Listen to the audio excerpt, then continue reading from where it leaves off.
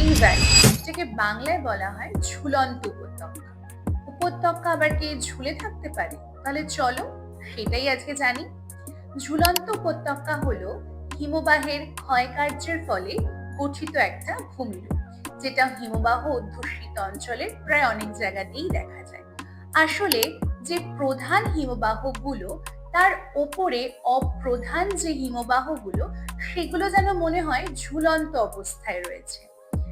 এর অর্থ হলো যে শাখা হিমবাহগুলো রয়েছে সেগুলো ইউ আকৃতির উপত্যকা সৃষ্টি করে। তারপরে প্রধান হিমবাহগুলোর ওপরে এগুলো ভাসমান অবস্থায় থাকে। ভাসমান যদিও থাকে না, কিন্তু একটা নির্দিষ্ট পয়েন্ট থেকে দেখলে মনে হয় যেন ভেসে রয়েছে। এগুলোকেই ঝুলন্ত উপত্যকা বলা হয়।